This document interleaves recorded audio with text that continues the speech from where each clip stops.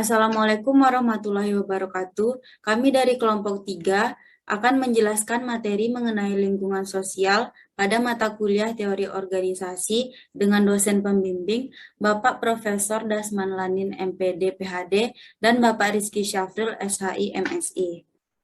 Sebelumnya saya akan memperkenalkan anggota kelompok terlebih dahulu.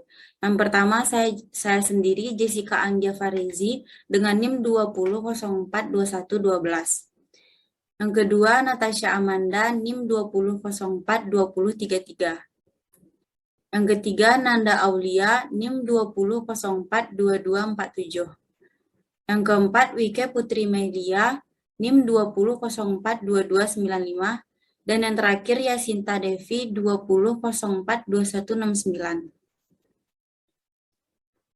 Baiklah, langsung saja kita masuk ke pendahuluan.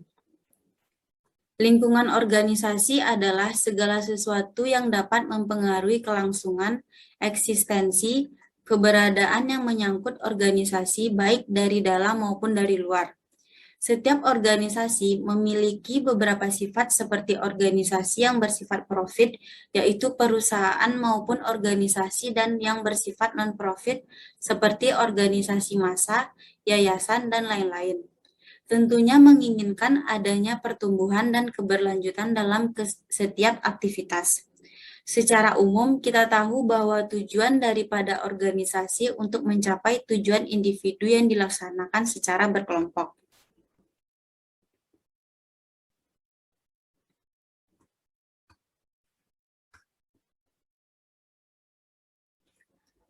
Dalam pembahasan organisasi tidak terlepas pada masalah lingkungan yang dihadapi oleh masyarakat maupun di perusahaan seperti manajer. Oleh karena itu, untuk menyelesaikan setiap masalah dalam suatu organisasi, maka dilakukanlah musyawarah atau mufakat untuk bisa menyelesaikan masalah tersebut. Untuk mencapai tujuan organisasi, tidak terlepas dari lingkungan organisasi, yaitu lingkungan eksternal dan internal. Lingkungan eksternal berpengaruh langsung pada organisasi meliputi berbagai faktor seperti di dalam lingkungan umum terdapat faktor budaya, iklim ekonomi, lingkungan politik dan hukum, lingkungan pendidikan, dan lingkungan khusus.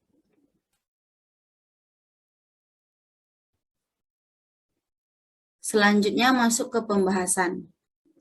Yang pertama, definisi lingkungan organisasi. Menurut Robbins dan Coulter pada tahun 1999 dalam Margareta tahun 2012, lingkungan organisasi adalah lembaga-lembaga atau kekuatan-kekuatan yang berada di luar organisasi dan secara potensial mempengaruhi kinerja organisasi. Organisasi lingkungan merupakan kekuatan yang mempengaruhi baik secara langsung maupun tidak langsung terhadap kinerja organisasi. Lingkungan organisasi adalah semua elemen di dalam maupun di luar organisasi yang dapat mempengaruhi sebagian atau keseluruhan suatu organisasi. Terdapat dua jenis klasifikasi lingkungan, yakni lingkungan internal dan lingkungan eksternal. Lingkungan internal yang berpengaruh langsung dalam organisasi meliputi karyawan atau pegawai, organisasi dalam, serta pimpinan manajer. Lingkungan eksternal dibagi dua, yaitu yang berpengaruh langsung dan yang berpengaruh tidak langsung.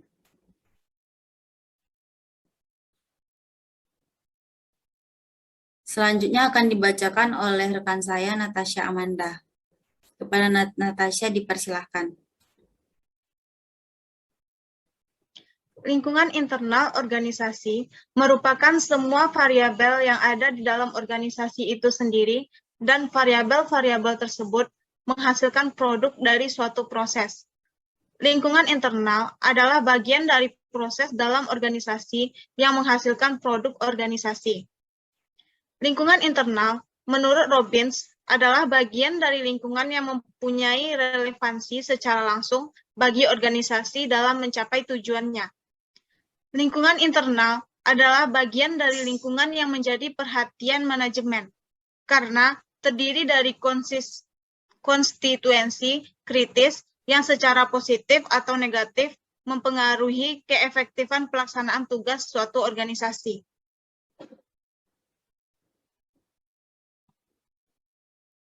Menurut Duff, elemen-elemen lingkungan internal adalah semua sektor yang berinteraksi langsung dengan organisasi dan mempunyai pengaruh langsung terhadap kemampuan organisasi dalam mencapai tujuannya. Dengan demikian, lingkungan internal memiliki ciri di mana interaksinya dengan organisasi atau organisasi bersifat langsung, sehingga pengaruhnya pada langkah-langkah yang ditempuh untuk mencapai tujuan juga bersifat langsung. Selanjutnya, dimensi-dimensi lingkungan internal. Lingkungan internal terdiri dari struktur, budaya, dan sumber daya. Lingkungan internal perlu dianalisis untuk mengetahui kekuatan dan kelemahan yang ada dalam organisasi atau perusahaan. Struktur adalah bagaimana institusi diorganisasikan yang berkenaan dengan komunikasi, wewenang, dan arus kerja. Struktur sering juga disebut rantai perintah dan digambarkan secara grafis dengan menggunakan bagan organisasi. Budaya merupakan pola keyakinan, pengharapan, dan nilai-nilai yang dibagikan oleh anggota organisasi. Norma-norma organisasi secara khusus memunculkan dan mendefinisikan perilaku yang dapat diterima anggota dari manajemen puncak sampai karyawan operatif.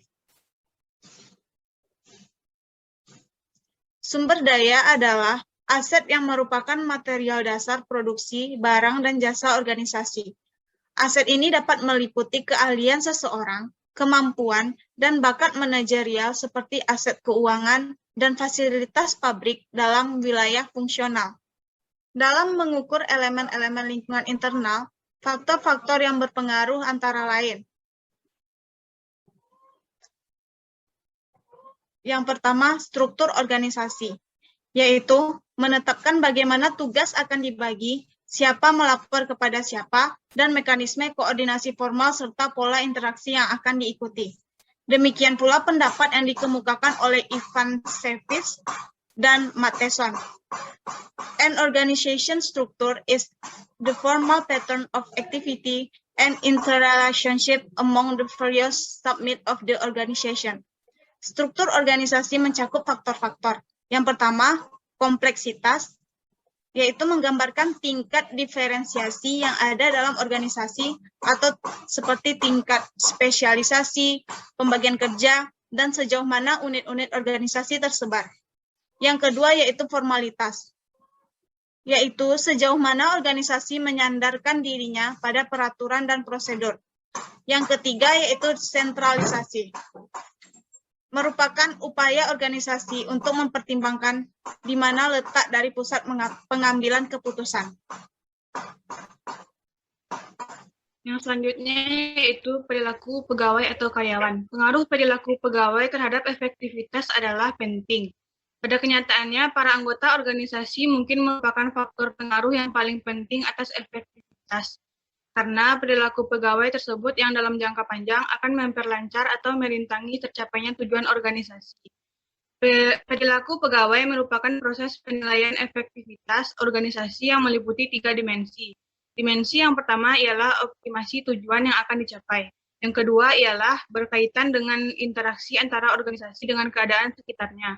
Dan yang ketiga adalah penekanan pada peranan perilaku pegawai dalam proses pencapaian tujuan dan efektivitas sebuah organisasi. Menurut beberapa ahli, pegawai meliputi yang pertama, tujuan. Setiap individu yang bekerja di organisasi mempunyai tujuan untuk dapat memenuhi kebutuhannya. Yang kedua yaitu motivasi. Motivasi yaitu kesediaan karyawan untuk mengeluarkan tingkat daya yang tinggi ke arah tujuan organisasi yang dikondisikan oleh kemampuan upaya. Itu yang tercermin pada prestasi kerja. Yang ketiga yaitu sikap. Pernyataan atau pertimbangan evaluatif baik yang menguntungkan atau tidak mengenai objek, orang, atau peristiwa. Yang keempat yaitu nilai-nilai. Keyakinan-keyakinan dasar bahwa suatu cara, perilaku, atau keadaan akhir dari eksistensi yang harus lebih dapat diterima oleh individu atau sosial dibandingkan perilaku atau keadaan akhir dari eksistensi yang berlawanan atau berkebalikan. Selanjutnya yaitu kemampuan. Kemampuan yaitu kapasitas yang dimiliki setiap individu untuk mengerjakan berbagai tugas dalam suatu pekerjaan.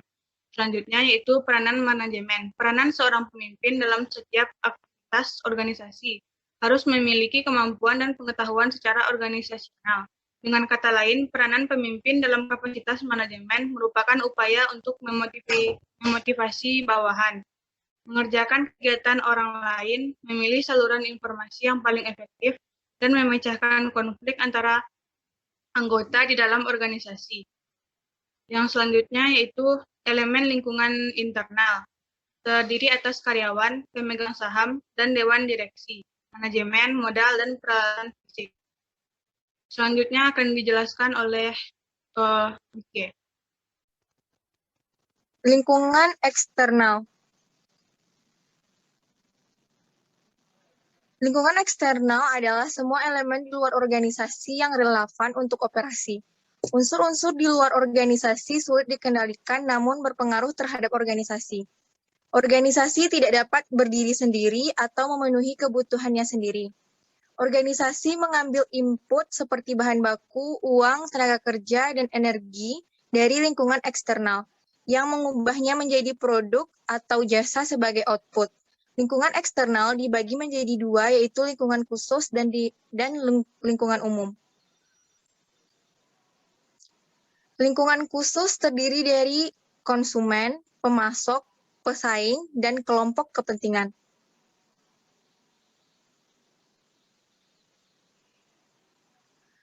Elemen lingkungan khusus yang lain yaitu kelompok kepentingan pressure group. Setiap organisasi memiliki kelompok kepentingan yang berbeda-beda. Misalnya, rumah sakit harus memperhatikan kelompok di luar yang berkepentingan terhadap organisasi, yaitu kelompok dokter, perawat, dan pasien.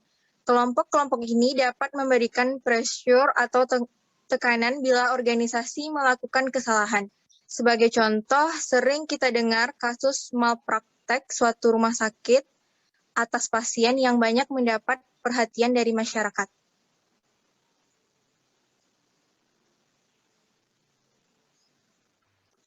Selanjutnya, lingkungan umum. Elemen-elemen lingkungan umum meliputi sosial budaya, hukum, ekonomi, politik, dan teknologi. Variabel sosial antara lain demografik, gaya hidup, dan nilai-nilai sosial. Variabel sosial budaya berkaitan dengan etika, benar atau salah, dan tugas wajib, perkembangan penduduk, angkatan kerja, struktur kerja, partisipasi kerja, dan pendidikan mempengaruhi nilai-nilai sosial budaya.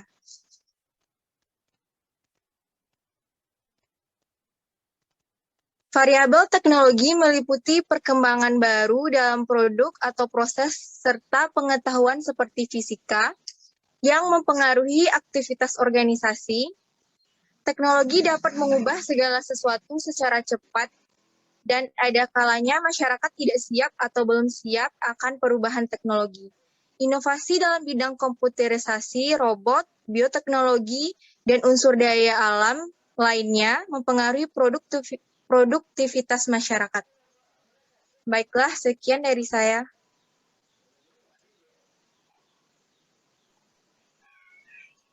Selanjutnya, dari penjelasan di atas, jelas bahwa lingkungan organisasi tidaklah statis, di mana manajemen organisasi bertanggung jawab untuk mengidentifikasi kesempatan agar berkembang.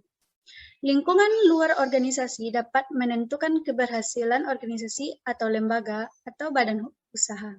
Untuk mengidentifikasi perubahan lingkungan di luar organisasi, maka manajer perlu memonitor lingkungan umum.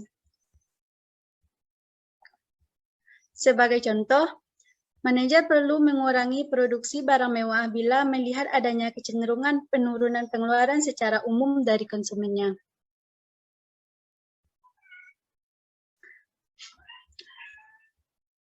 Organisasi mendapatkan informasi tentang keadaan lingkungan umum dari berbagai sumber, seperti yang pertama dari hubungan informal dalam organisasi.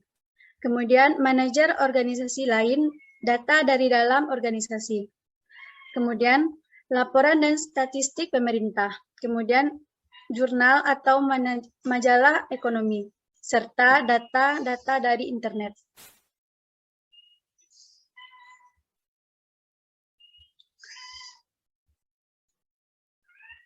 Yang terakhir adalah penutup.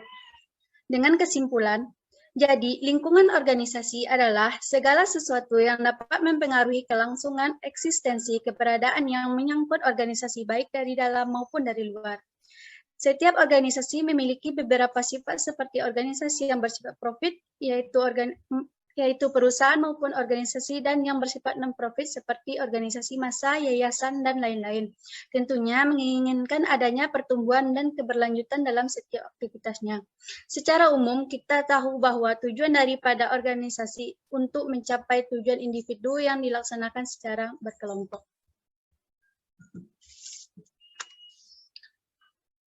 Oke, cukup sekian presentasi dari kelompok kami. Terlebih dan terkurang kami mohon maaf. Wabillahi taufiq wal hidayah. Wassalamualaikum warahmatullahi wabarakatuh.